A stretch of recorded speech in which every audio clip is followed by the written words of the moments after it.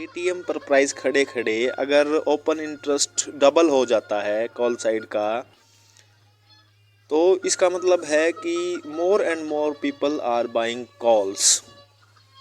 ज़्यादा लोग call by कर रहे हैं और बायर हमेशा लॉस में रहते हैं, तो प्राइस जो है वो ऊपर ही मूव करेगा। खड़े खड़े बताओ, खड़े खड़े अचानक से वहाँ पर डबल हो गया कॉल का ओपन इंटरेस्ट। तो सेलर्स हमेशा प्रॉफिटेबल देखते हैं कि वो समझ रहे हैं कि अब ये ऊपर की तरफ ही जाएगा, तो इसको शॉर्ट करने में लगे हुए हैं धड़ाधड़ धड़ाधड़। तो आप ये ध्यान रखें कि जिधर भीड़ होती है उधर ना जाएं, उधर का ऑप्शन बाई ना करें। जिधर ज़्यादा ओपन इंटरेस्ट होता है उधर का ऑप्शन बाई ना करें। वो सिचुएशन अलग होती है कि जहाँ पर सपोर्ट रेजिस्टेंस होते हैं वो वहाँ तक मार्केट पहुँच के जाता है, तो अलग बात होती है। यहाँ पर तो खड़े खड़े डबल से ज़्यादा अगर ओपन इंटरेस्ट बिल्ड हो जाता है तो निश्चित तौर पर सेलर्स जो हैं वो सही पॉइंट ऑफ व्यू से उसको शॉर्ट किए जा रहे हैं। ज़्यादा भीड़ वाले, ज़्यादा ओपन इंटरेस्ट वाले ऑप्शंस को बाई ना करें एटीएम पर खड़े खड़े अगर ज़्यादा हो गया है तो। ओपन इंटरेस्ट से भी ज़्यादा इम्पोर्टेंट कॉन्सेप्ट जो इंट्राडे ट्रेडिंग, ऑप्शन ट्रेडिंग के लिए होती है इंट्राडे में, वो है change in open interest. Change in open interest हमारा आज की पोजीशन में आए बदलाव को दिखाता है। अगर पुट ज़्यादा बिक रहे हैं तो मतलब सेलर्स ये कॉन्फिडेंट हैं कि पुट की तरफ यानी कि मार्केट नीचे की तरफ नहीं जाएगा, और अगर कॉल ज़्यादा बिक रहे हैं तो मतलब सेलर्स ये कॉन्फिडेंट हैं कि मार्केट अब ऊपर की तरफ नहीं जाएगा। तो इंट्राडे में पोजीशन बिल्ड अप करने के लिए आपको टोटल ओपन इंटरेस्ट से ज़्यादा हेल्प जो देगा वो चेंज इन OI यानी कि चेंज इन ओपन इंटरेस्ट वो देगा। तो भैया जो ज़्यादा बिक रहे हों, चेंज इन ओपन इंटरेस्ट ज़्यादा जिस तरफ आया हो, सेलर्स के पॉइंट ऑफ व्यू से चेंज इन ओपन इंटरेस्ट को देखें। ठीक है जी, और सेलर्स के अगेंस्ट आप पोजीशन बनाएं।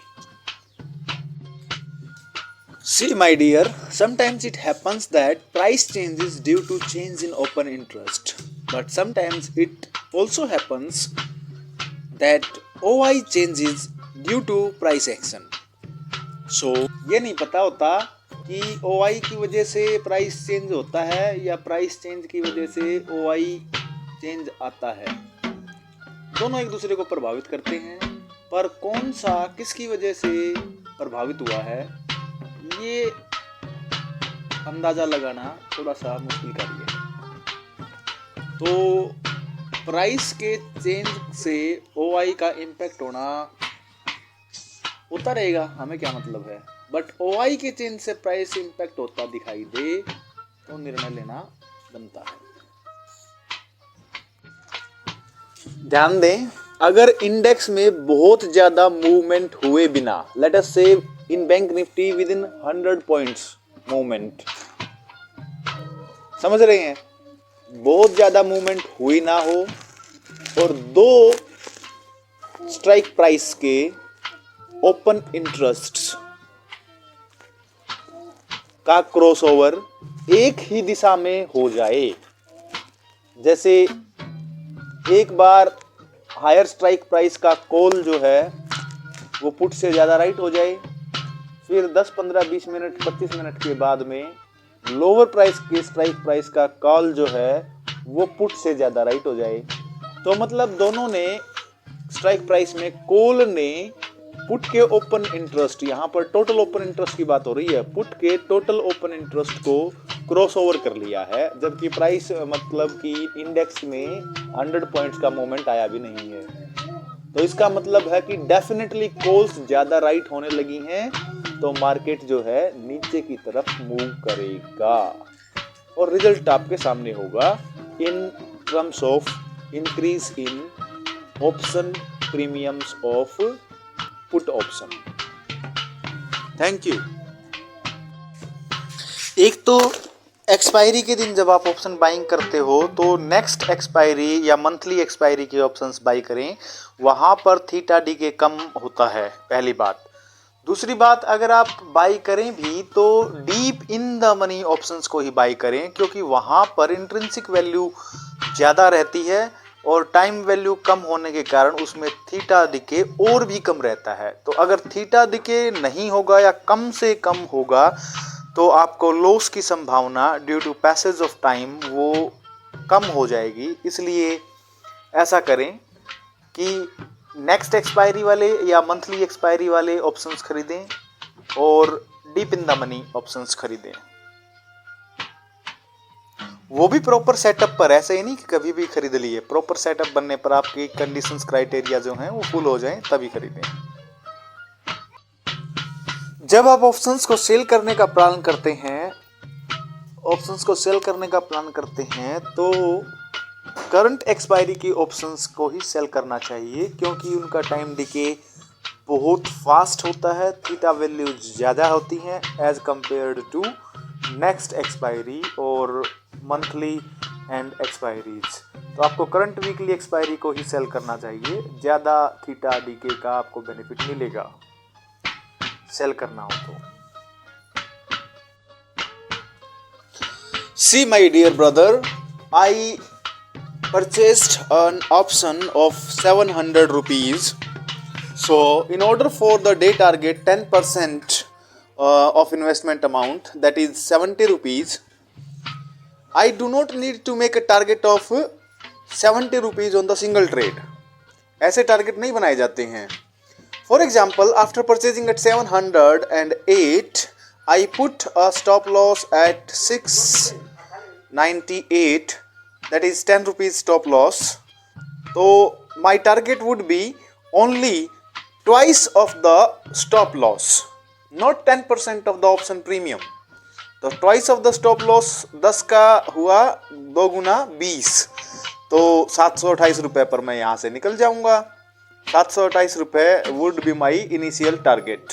और वो कैसे निकलूँगा, अगर मान लो बढ़ते वो 30, 32, 35 इस तरह से ऊपर चला भी गया है तो मैं 35 पर नहीं निकलूँगा। I will put exit SL order. तो अगर वो नीचे आता है तो मुझे प्रॉफिट दे करके निकलेगा, अगर ऊपर जाता है तो my chances of winning are always there, तो वहाँ पर हायर रिवार्ड मुझे मिलता रहेगा। तो this is how option is traded. ऐसा नहीं किया जाता कि 700 रुपये का 10% 70 रुपीज़ आपको एक ही ट्रेड में टारगेट लेना होता है, वो कभी नहीं आएगा। इन्वेस्टमेंट अमाउंट का 10% टारगेट एक ट्रेड में कभी नहीं आता। टारगेट आपका एसएल का ट्वाइस होता है और एसएल आप खुद डिसाइड करते हैं कि कितना होगा। Thank you.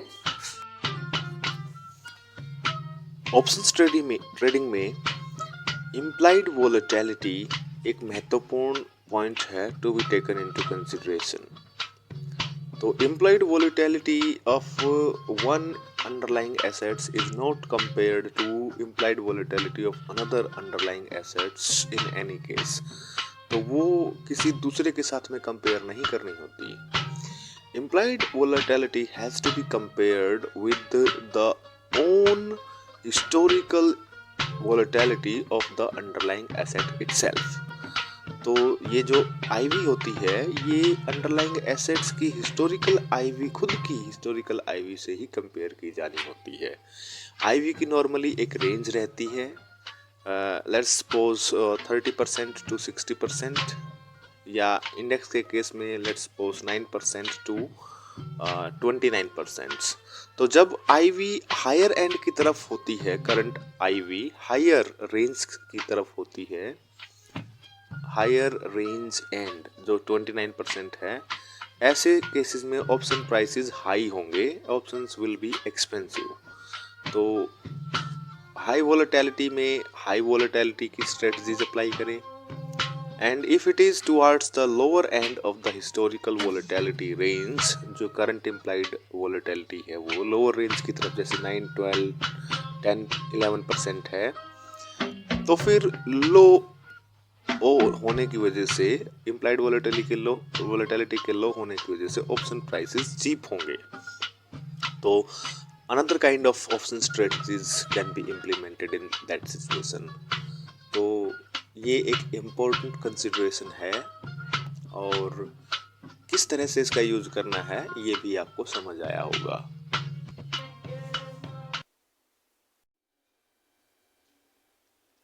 ठीक है दोस्तों, अभी के लिए इतना ही। नई जानकारी के साथ फिर मिलेंगे। अगर जानकारी अच्छी लगी हो तो शेयर करना मैं याद दिला देता हूँ, इसको शेयर भी करें।